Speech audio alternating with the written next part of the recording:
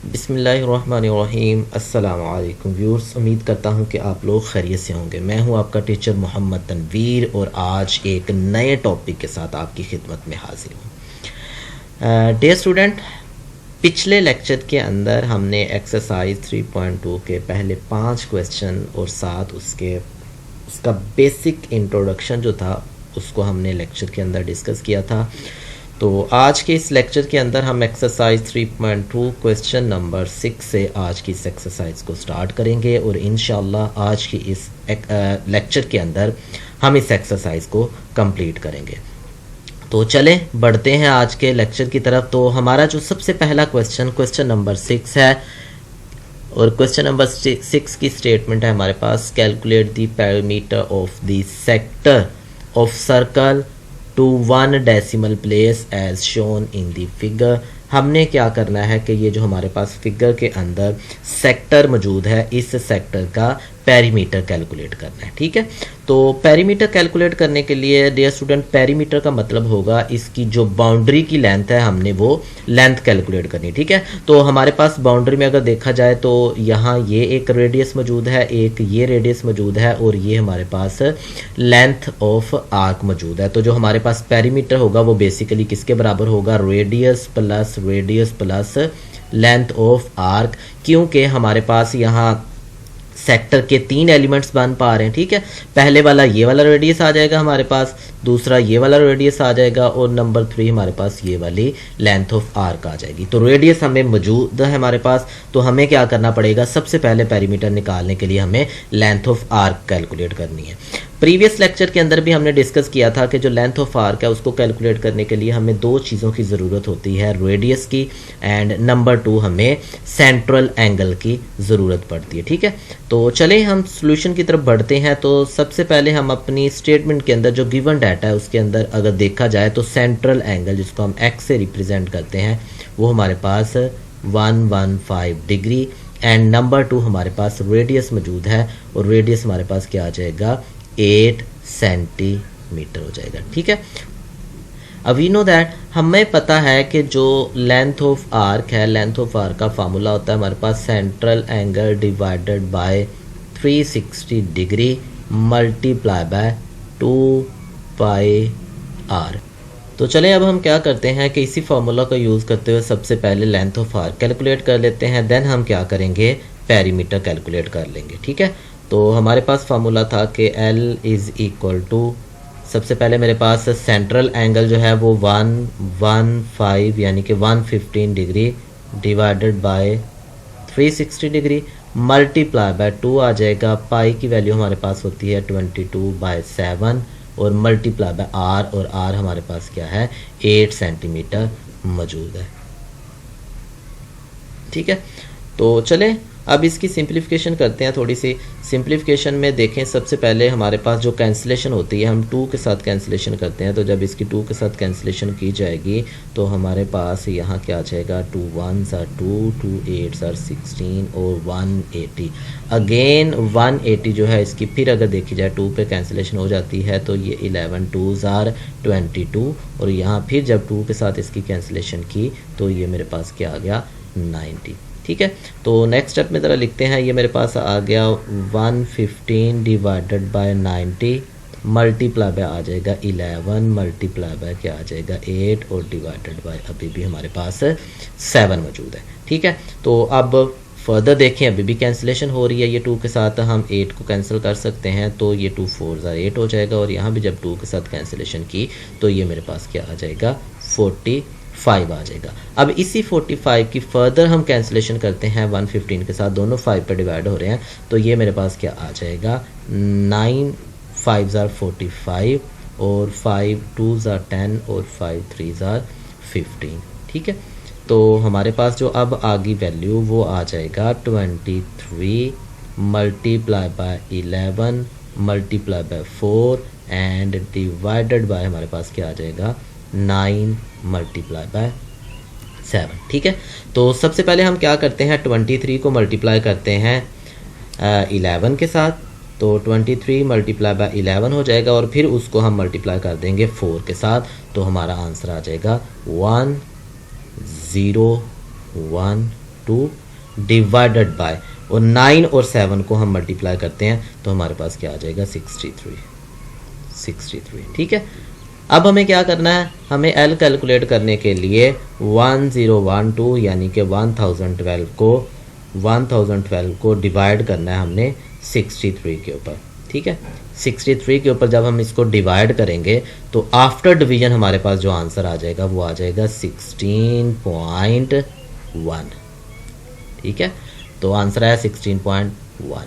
अब ये आ गई लेंथ ऑफ आर्क। हमारा जो क्वेश्चन था, हमने पेरीमीटर ऑफ सेक्टर कैलकुलेट करना था। तो सेक्टर का पेरीमीटर कैलकुलेट करने के लिए हम क्या करते हैं, सेक्टर के पेरीमीटर का फार्मूला लिखेंगे, और सेक्टर पेरीमीटर का फार्मूला लिखने के बाद देन हम उसकी वैल्यूज कैलकुलेट करते हैं। तो सिंस हमें पता है कि जो पेरीमीटर है, पेरीमीटर ऑफ सेक्टर है, ठीक है, जो सेक्टर का पेरीमीटर है वो किसके बराबर होगा, वो होगा हमारे पास r प्लस r और उसके बाद प्लस क्या आ जाएगा l। तो यहाँ वैल्यूज पुट कर देते हैं। r हमारे पास क्या था 8 प्लस 8 और प्लस क्या आ जाएगा हमारे पास 16.1, और जब इसको हम ऐड करते हैं तो ये हमारे पास बन जाता है 32.1। क्योंकि रेडियस हमारे पास सेंटीमीटर में है तो जो पेरीमीटर है वो भी हमारे पास क्या होगा, वो भी सेंटीमीटर में होगा। क्वेश्चन नंबर 7 है, again calculate the perimeter. Perimeter हमने कैलकुलेट करना है, किसका पेरीमीटर, सेक्टर का पेरीमीटर कैलकुलेट करना है ऑफ सर्कल ऑफ रेडियस। अब जो रेडियस है वो हमारे पास वो कहता है कि हमारे पास 10 सेंटीमीटर है and central angle is 90 degree in term of pi. हमने जो यहाँ पेरीमीटर कैलकुलेट करना है, ये perimeter in term of pi होगा। इट मीन्स कि जब हम प्रीवियस क्वेश्चन किया तो वहाँ हमने पाई की जगह पे 22/7 पुट किया था। यहाँ हम इन टर्म ऑफ पाई जब कैलकुलेट करने जा रहे हैं तो हमें पाई की वैल्यू पुट नहीं करनी, हमारे पेरीमीटर के अंदर वो पाई हमें नज़र आना चाहिए। ठीक है, तो सेम वही वाली कंडीशन जो पहले था कि हमारे पास कोई एक सेक्टर है। फॉर एग्जांपल यहाँ मैं एक सेक्टर ड्रॉ करता हूँ, ये मेरे पास एक सेक्टर है। ठीक है, तो ये एक सेक्टर आ गया मेरे पास, यहाँ से मैं इसको मिला देता हूँ इसके साथ। तो यहाँ मेरे पास जो एंगल होगा वो कितने डिग्री का है, 90 डिग्री का। उसने कहा जो रेडियस है वो हमारे पास 10 सेंटीमीटर उसका रेडियस है। तो इसका मतलब ये रेडियस 10 सेंटीमीटर है तो इधर भी जो रेडियस होगा 10 सेंटीमीटर होगा। अगर हमें इस एल के बारे में पता चल जाए तो हम इसका पेरीमीटर कैलकुलेट कर सकते हैं। तो चलें सबसे पहले तो इस एल को कैलकुलेट करते हैं। गिवन क्या है कि सेंट्रल एंगल जो है वो हमारे पास 90 डिग्री है और जो रेडियस है हमारे पास वो क्या है 10 सेंटीमीटर है। तो वी नो दैट, हमें क्या पता है, वी नो दैट कि जो L है, L का हमारे पास फार्मूला है कि central angle divided by 360 degree multiply bye 2πr। तो अब जो L होगा हम सबसे पहले L को ही इन टर्म ऑफ पाई लिखेंगे, यहाँ पाई की वैल्यू पुट नहीं करेंगे। तो हमारे पास क्या आ जाएगा, L is equal to x की जगह पे आ जाएगा 9 डिवाइडेड बाय, ये आ गया मेरे पास 360 मल्टीप्लाई बाय 2, यहाँ आ जाएगा पाई और r की जगह पे यहाँ क्या आ जाएगा 10 आ जाएगा। ठीक है, तो कैलकुलेट करते हैं। 9 0 से 0 कैंसिल हो जाएगा, 9 1s are 9 और 9 4s are 36। ठीक है, अब फिर यहाँ से 2 1s are 2, 2 2s are 4, फिर 2 1s are 2 और 2 5s are 10। तो मेरे पास जो लेंथ ऑफ आर्क आ गई वो क्या आ गई 5 पाई, और इसके साथ मैं क्या लिख दूंगा सेंटीमीटर। ठीक है, ये L की वैल्यू आ गई। सिंस अब हमने क्या लिखना है, क्योंकि हम पेरीमीटर लिखना चाह रहे हैं तो हमें पता है कि जो पेरीमीटर ऑफ सेक्टर होता है, perimeter of sector, perimeter of sector क्या होगा, वो होगा radius plus length of arc. ठीक है, 2 बार रेडियस उसमें आ रहा है, बाउंड्री की बात कर रहे हैं ना, पहला रेडियस आ जाएगा, फिर उसके बाद हमारे पास दूसरा रेडियस आ जाएगा और फिर लेंथ ऑफ आर्क आ जाएगी। तीनों का जब सम लेंगे तो वो हमारे पास पेरीमीटर आ जाएगा। अब रेडियस कितना है हमारे पास, वो तो था 10 प्लस 10 और प्लस क्या आ जाएगा 5 और ये आ गया पाई। जब सबका सम लेंगे तो ये मेरे पास क्या आ जाएगा 10 प्लस 10 क्या आ गया 20 और प्लस मेरे पास क्या आएगा 5 पाई। तो ये हमारे पास जो गिवन सेक्टर है उसका पेरीमीटर आ गया इन टर्म ऑफ पाई। अगर हमें ये ना कहा जाता कि इन टर्म ऑफ पाई कैलकुलेट करना है तो हम क्या करेंगे, इसी के अंदर पाई की वैल्यू 22/7 पुट करके इसको सिंप्लीफाई कर लेंगे और आफ्टर सिंप्लीफिकेशन जो भी हमारा आंसर आएगा वो इसका पेरीमीटर कहलाएगा। लेकिन क्योंकि क्वेश्चन के अंदर कंडीशन थी कि इन टर्म ऑफ पाई हमने पेरीमीटर कैलकुलेट करना है, तो ये हमने पेरीमीटर को इन टर्म ऑफ पाई लिख लिया। क्वेश्चन नंबर 8 है हमारे पास, if angle is 130 degree and radius is 28 centimetre then what will be the arc length and sector area of circle. तो दो चीज़ें हमने कैलकुलेट करनी है, सर्कल का जो सेक्टर है उस सेक्टर का एरिया कैलकुलेट करना है और नंबर 2 हमने क्या करनी है, आर्क लेंथ। फॉर एग्जांपल हमारे पास यहाँ जो बेसिकली डिस्कशन है वो ये कि कोई एक सर्कल है, जैसे यहाँ मैं सर्कल की बात कर देता हूँ, तो ये मेरे पास एक सर्कल है जिसका यहाँ मैं क्या कर देता हूँ, ये सेंटर है। अब इस सेंटर से यहाँ मेरे पास क्या है, इसी सर्कल के अंदर एक सेक्टर बन रहा है और जो सेक्टर है वो कितने डिग्री का एंगल बना रहा है, जो एंगल है वो मेरे पास 130 डिग्री का। ठीक है, यहाँ जो एंगल है वो 130 डिग्री का। तो वो कह रहा है कि आर्क लेंथ बताओ, ये जो ए बी हमारे पास है इसकी आर्क लेंथ बताओ। और नंबर 2 हमारा जो क्वेश्चन है वो ये है कि हमने इसका एरिया कैलकुलेट करना है। ठीक है, तो दोनों चीज़ें हमने पहले भी डिस्कशन की हुई है कि जो आर्क लेंथ होती है, आर्क लेंथ का तो हमारे पास फार्मूला था कि central angle divided by 360 degree multiply by 2 pi R. और ये क्योंकि एरिया एक नया क्वेश्चन है तो एरिया का भी मैं फार्मूला मेंशन कर देता हूँ, वो भी हमारे पास होता है central angle divided by 360 degree multiply by pi R square. ठीक है, तो ये हमारे पास एरिया का फार्मूला होता है। तो देखें, एरिया कैलकुलेट करने के लिए हमें आर की ज़रूरत होती है, आर हमारे पास मौजूद है। हमें क्या चाहिए, सेंट्रल एंगल, वो भी हमारे पास मौजूद है। तो हम क्या करते हैं, इनके अब वैल्यूज़ पुट करते हैं और आफ्टर सिंप्लीफिकेशन देखते हैं हमारे पास सोल्यूशन क्या आता है। ठीक है, तो चलें प्रॉब्लम के सोल्यूशन को स्टार्ट करते हैं। तो हमारे पास जो गिवन है वो सबसे पहली बात सेंट्रल एंगल है और सेंट्रल एंगल उसने कहा कि हमारे पास 130 डिग्री है, जबकि हमारे पास जो रेडियस है वो हमारे पास 28 सेंटीमीटर है। ठीक है, अब क्या करते हैं, वी नो दैट सबसे पहले नंबर पे हम L कैलकुलेट करते हैं। वी नो दैट जो L है वो किसके बराबर है, वो x divided by 360 degree multiply by 2 pi are. तो यहाँ L की वैल्यू पुट करते हैं, तो L is equal to 130 degree divided by 360 degree multiply by क्या आ जाएगा, 2 पाई की जगह पे 22/7 मल्टीप्लाई बाय आर, और ये क्या आ गया 28। ठीक है, 28 आ गया। अब इसकी जो सिंप्लीफिकेशन होती है हम वो सिंप्लीफाई कर लेते हैं, 7 1 7 7 4 28। ठीक है, अब यहाँ फिर अगेन यहाँ 0 से 0 कट जाएगा, 4 1s are 4 और 4 9s are 36। तो मेरे ख्याल में यहाँ उसके बाद कैंसिलेशन नहीं होती, तो हमारे पास जो अब बाकी वैल्यूज़ रह गई वो आ गया हमारे पास 13 multiply by 2 multiply by 22 and divided by हमारे पास क्या आ जाएगा, सिर्फ और सिर्फ 9 आ जाएगा। तो सबसे पहले हम क्या करते हैं, मल्टीप्लाई करते हैं 13 मल्टीप्लाई बाय 2 मल्टीप्लाई बाय 22। ठीक है, 13 to 22 जब सबको मल्टीप्लाई करते हैं तो हमारे पास आंसर आ जाता है 572 और डिवाइडेड। तो चले हम क्या करते हैं, 572 को डिवाइड करते हैं 9 पर, तो हमारे पास है 572 डिवाइडेड बाय 9। तो सबसे पहले 6 पर जाएगा, तो ये आ गया मेरे पास 54 और बाकी क्या बचेंगे 3 और ऊपर से क्या आ गया 2। फिर 9 3s are 27।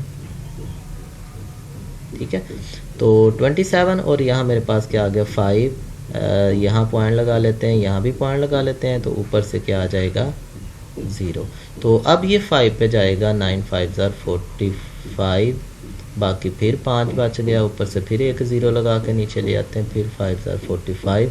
तो मेरे पास जो आंसर आ गया यहाँ इसका L का, तो L का जो मेरे पास आंसर है वो है 63.557 सेंटीमीटर। ठीक है, इसी को अगर मैंने राउंड ऑफ करके लिखना है 1 डेसिमल प्लेस तक तो ये मेरे पास आ जाएगा 63.6 सेंटीमीटर। ये अप्रोक्सीमेटेड मेरे पास उसका आंसर आ जाएगा। ठीक है, अब दूसरा क्वेश्चन था कि मुझे इसका एरिया भी कैलकुलेट करना है। ठीक है, अब अगर मुझे एरिया कैलकुलेट करना है तो एरिया के लिए मेरे पास फार्मूला मौजूद है कि एरिया इज़ इक्वल टू क्या है, area is equal to central angle divided by 360 degree multiply by pi R square. ठीक है, तो यहाँ वैल्यूज़ पुट करते हैं तो ये मेरे पास क्या था 130 degree divided by 360 degree multiply by पाई की जगह पे आ जाएगा 22/7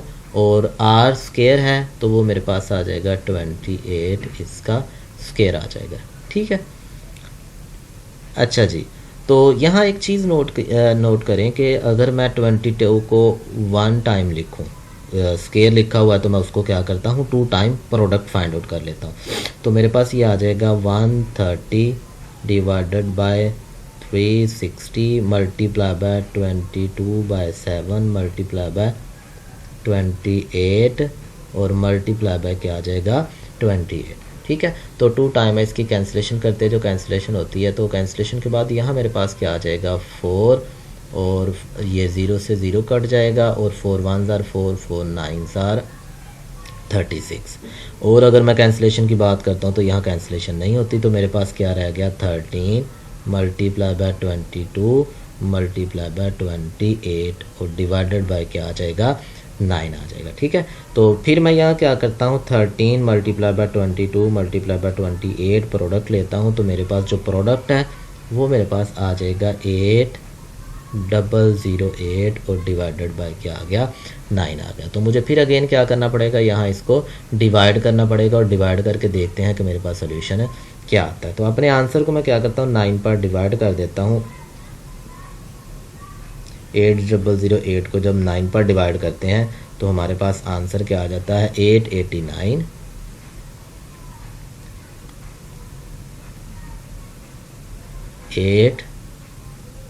889.7 और क्योंकि रेडियस सेंटीमीटर में था तो यहाँ जो इसका यूनिट आएगा वो सेंटीमीटर स्क्वायर आ जाएगा हमारे पास।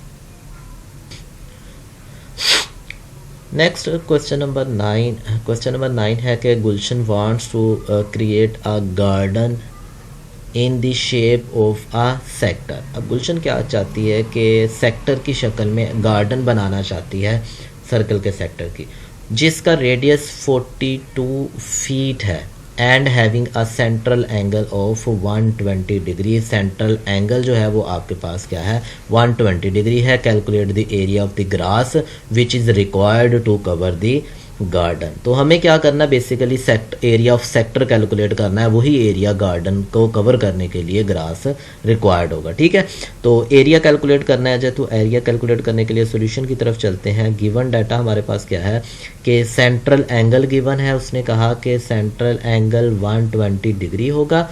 दूसरी बात रेडियस, और रेडियस जो होगा वो हमारे पास क्या होगा 42 हमारे पास रेडियस होगा। ठीक है, तो हमें क्या कैलकुलेट करना है एरिया कैलकुलेट करना है। तो हमें पता है वी नो दैट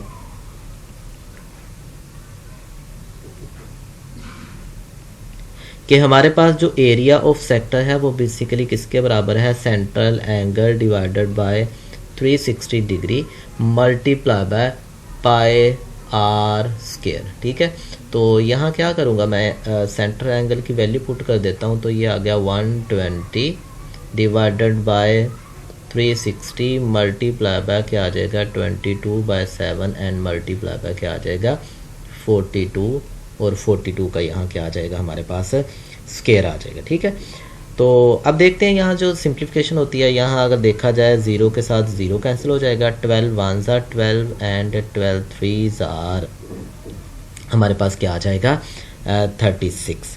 तो मेरे पास आ गया 22 मल्टीप्लाई बाय 42 का स्क्वायर है तो इसको हम 2 टाइम्स लिखेंगे 42 मल्टीप्लाई बाय 42 और डिवाइडेड बाय क्या आ जाएगा मेरे पास 3 मल्टीप्लाई बाय 7 आ जाएगा। अब यहाँ देखते हैं इसकी कैंसिलेशन भी होती है तो 7 1s are 7 एंड 7 6 are 42 फिर 3 1s are 3 and 3 2s are 6।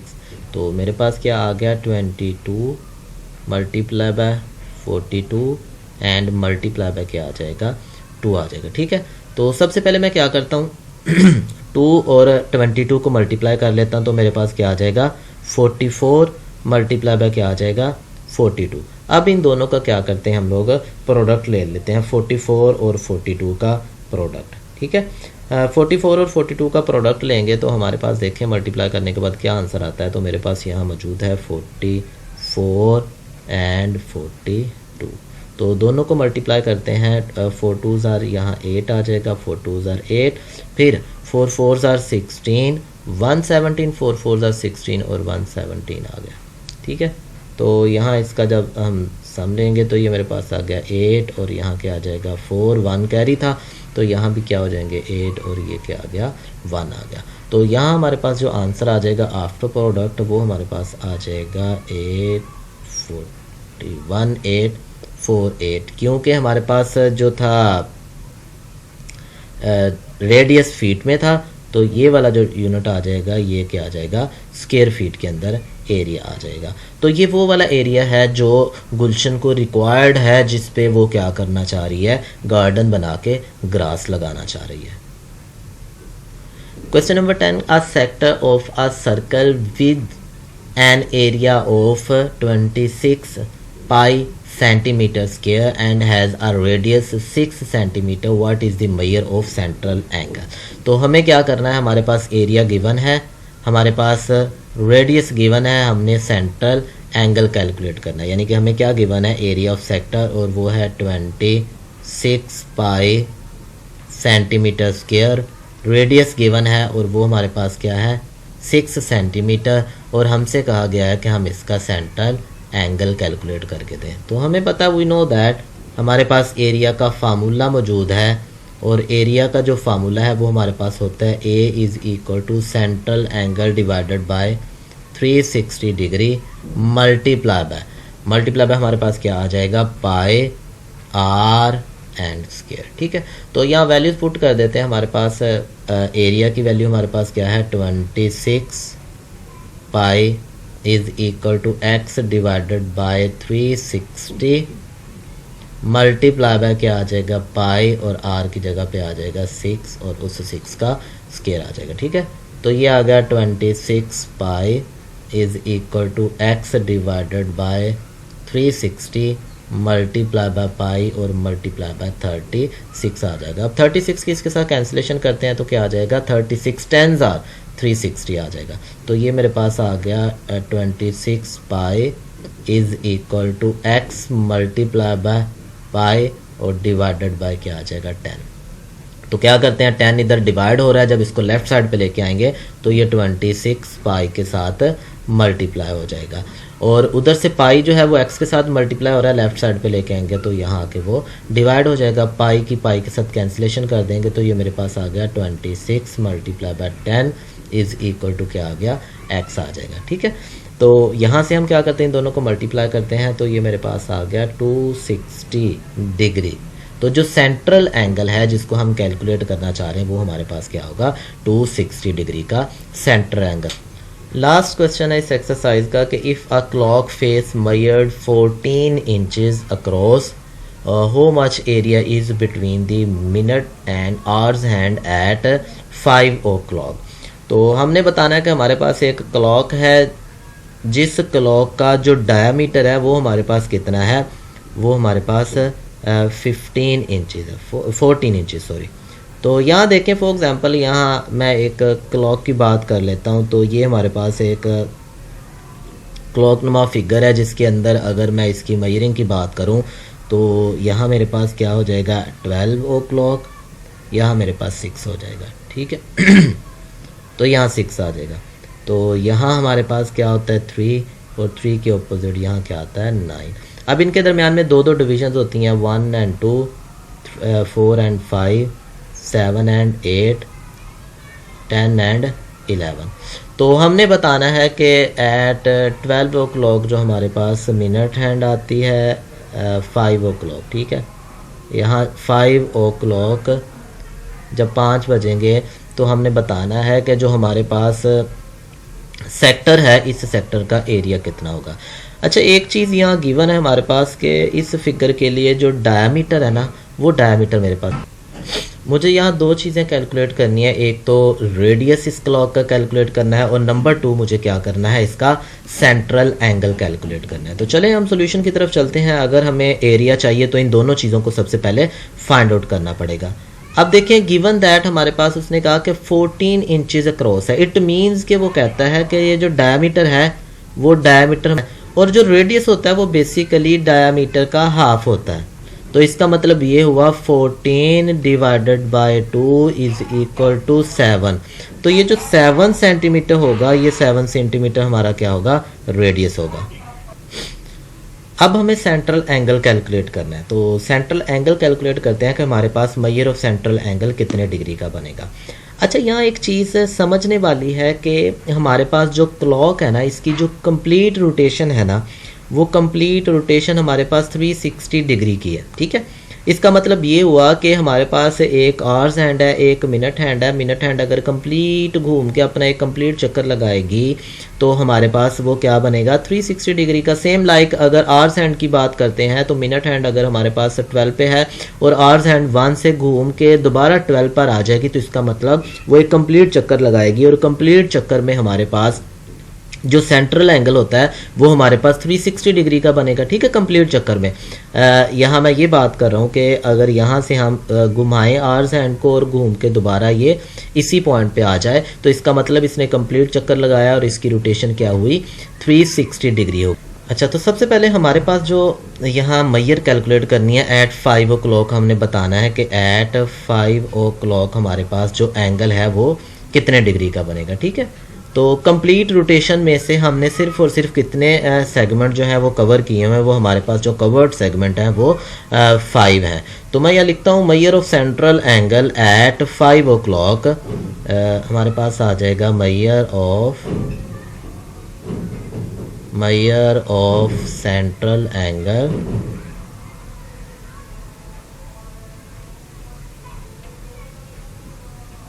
तो जो मैयर ऑफ सेंट्रल एंगल है, कब measure of central angle at 5 o'clock, 5 बजे।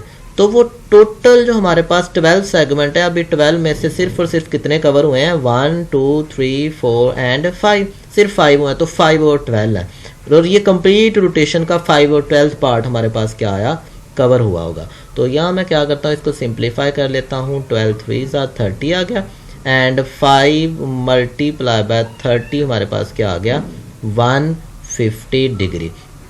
तो ये मेरे पास किसकी वैल्यू आ गई है, एक्स की वैल्यू आ गई मैयर ऑफ सेंट्रल एंगल। अब मुझे क्या चाहिए था, मुझे एरिया कैलकुलेट करना है और एरिया कैलकुलेट करने के लिए दो चीज़ों की ज़रूरत होती है। नंबर 1 मुझे रेडियस चाहिए होता है और नंबर 2 मुझे सेंट्रल एंगल चाहिए होता है। तो दोनों चीज़ें मेरे पास मौजूद है। नो,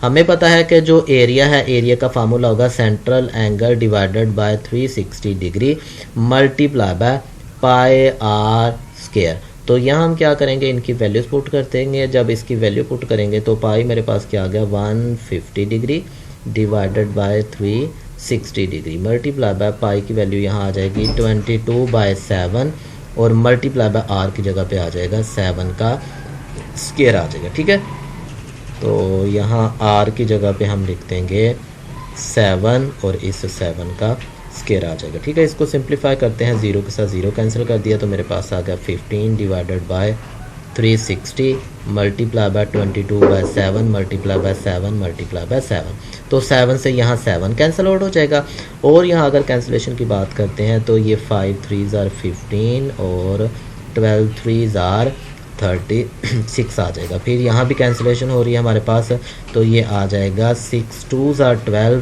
और 11 2s are 22। तो मेरे पास जो वैल्यू बच गई वो आ गया 5 multiply by 11 multiply by 7 and divided by क्या आ जाएगा, 6 आ जाएगा। जब 11 5 और 7 का प्रोडक्ट लेते हैं तो प्रोडक्ट लेने के बाद हमारे पास जो आंसर आ जाएगा वो आ जाएगा 385 डिवाइडेड बाय 6। और 385 को हम क्या करते हैं, 6 पर डिवाइड करते हैं। जब हम इसको 6 पर डिवाइड करते हैं तो हमारे पास जो आंसर है वो आ जाता है 64।